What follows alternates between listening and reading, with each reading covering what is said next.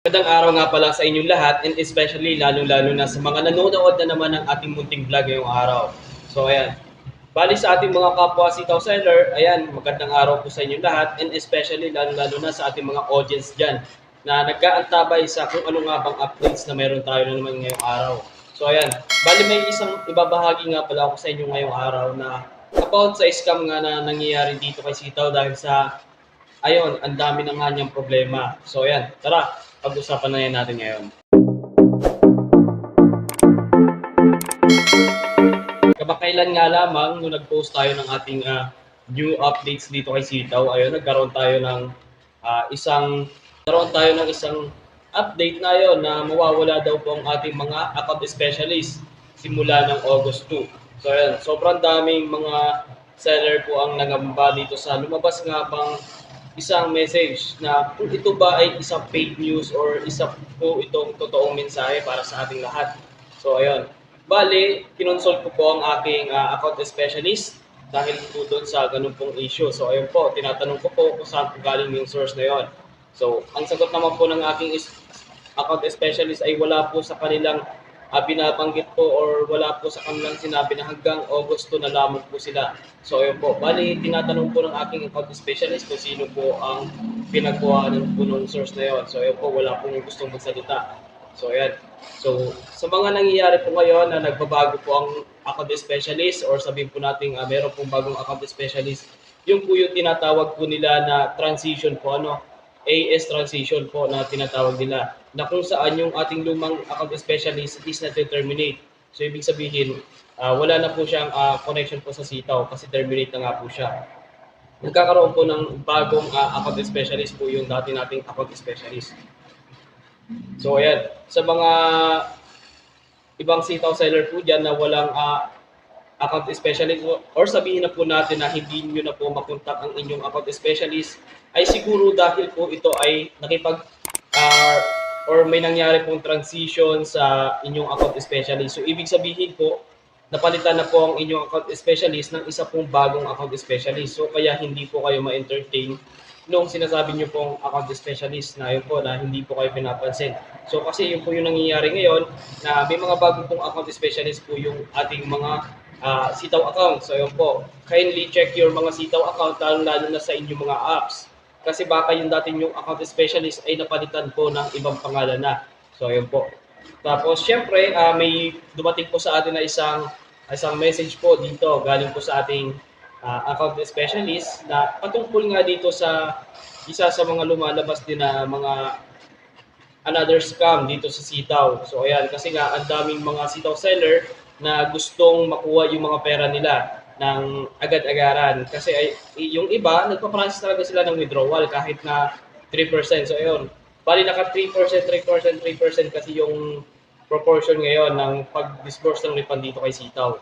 So ayun, ang daming lumalabas na mga link tapos mga site na isa daw ito sa makakakuha agad daw ng pera dito kay Sitaw. So ayan, iwasan po natin ngayon.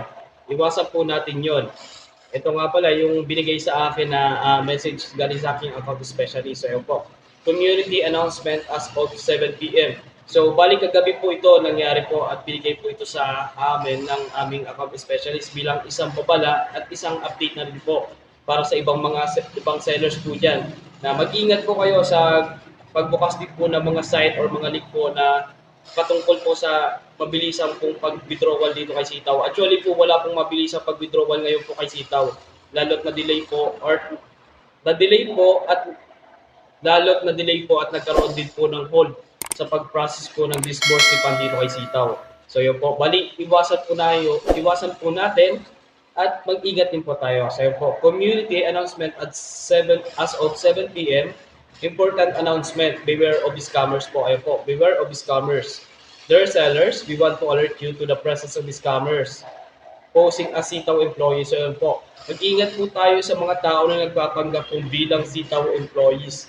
Ayun po, kasi ang dami po kasing mga Sitaw seller na naghahanap at humihingi po ng tulong sa ating mga account specialist kung paano nga ba ma-withdraw nila ang kanilang mga pera. So ayun po, iwasan po natin ngayon kasi may mga account specialist po at ibang mga Sitaw employees na nagpapanggap po. Ayan, para lalo po kayong maproblema po sa inyong mga transaksyon. So ayan. and offering assistance with the withdrawal of your funds. Ito na nga pa yung tinutukoy ko na about sa withdrawal of your funds. So, syempre, ang dami kasing hindi ma-withdraw na pera dito kay Sitaw. Kaya ang daming mga lumalabas na ganitong mga scam, kagaya ng lumalabas na bilang Sitaw employees na gustong tulungan yung tao, lalong-lalo na yung mga Sitaw seller, ay hindi naman nga yung Sitaw employees. At saka syempre meron tayong process dito ng withdrawals. So bakit nila sasabihin na makikipag assist sila sa atin?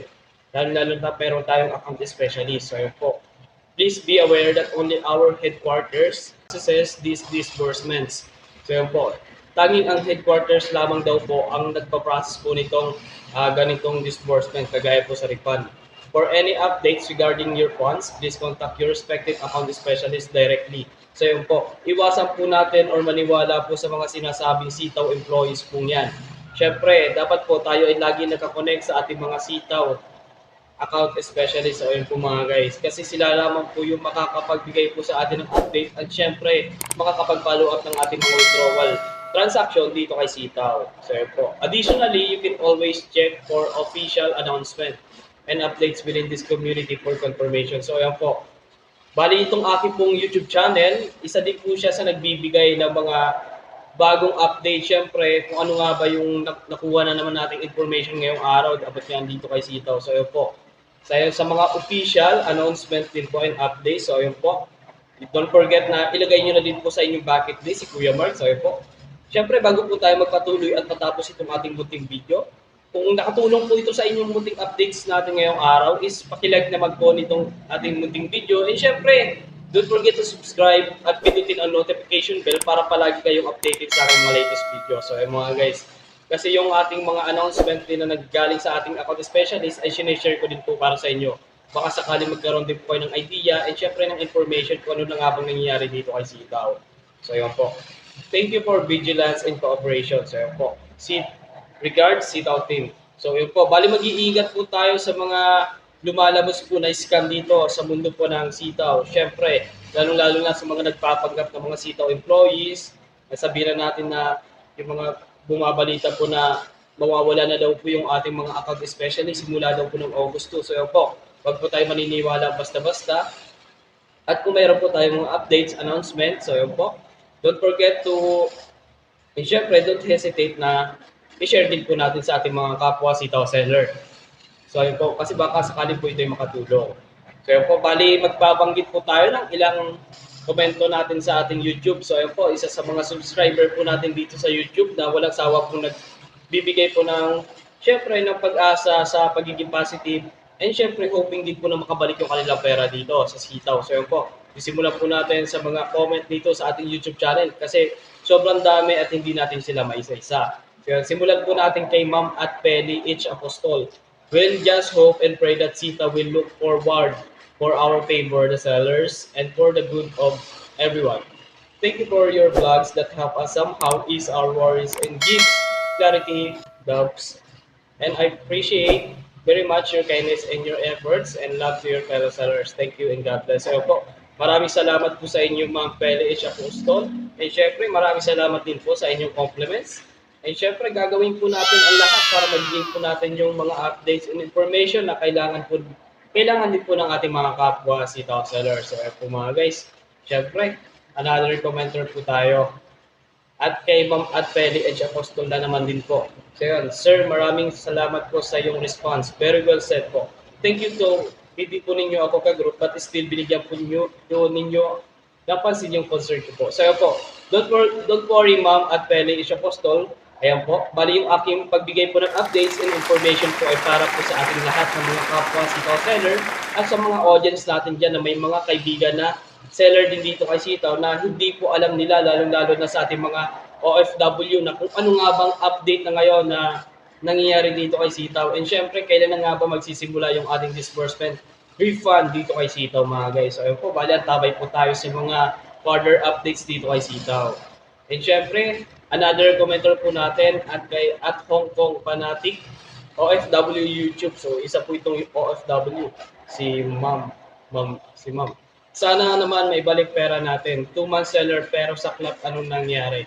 So yun po, bali si Ma'am at Hong Kong Fanatic OFW YouTube ay isa po siyang seller dito at isa po siyang baguhan na seller. So ibig sabihin po 2-month seller pa lang po siya. So yun nga, hindi din niya inaasahan na biglang nagpasara nga si YouTube. So yun, mga guys, sa mga nanood nga ng aking munting vlog ngayon, and syempre sa mga nag-aantabay nga pala ng aking mga videos and mga updates dito kay Sitaw. So ayun po, don't forget to subscribe at pindutin ang notification bell para palagi kayong updated sa aking mga latest video. And syempre, don't forget to like this video na rin mga guys para alam ko nakatulong itong aking munting video ngayong araw. So ayun po, huwag niyo pong kakalimutan na sa susunod pong nating update is palagi po kayong manood ng ating mga vlogs and syempre mga newest video updates dito kay Sitaw kasi sa susunod po is ilalabas po natin kung ano na nga ba yung progress dito kay Sitaw, kung ano na nga ba yung kaniyang hakbang sa kung paano nga ba niya ito mariresolve ba itong sinasabi niya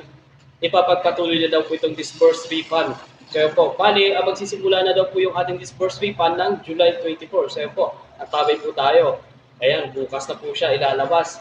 Doon po natin malalaman, bukas, kung talagang totoo nga ba yung matutuloy na nga ba yung disbursed refund na sinasabi nga dito ni Sitaw. So yun mga guys, bali, keep in touch po tayo sa ating mga account specialists para malaman po natin kung ano na nga bang updates ang nangyayari dito kay Sitaw. And syempre, don't forget na mag-explore din po tayo sa ating YouTube channel. So ayun po, sa ating YouTube. And syempre, hanapin nyo na rin po si Kuya Mark na syempre, nagbibigay din po tayo ng mga updates dito kay Sitaw. So ayun po, magandang araw sa inyo lahat at sa susunod po nating update dito kay Sitaw. So ayun po, maraming salamat po. Magandang araw.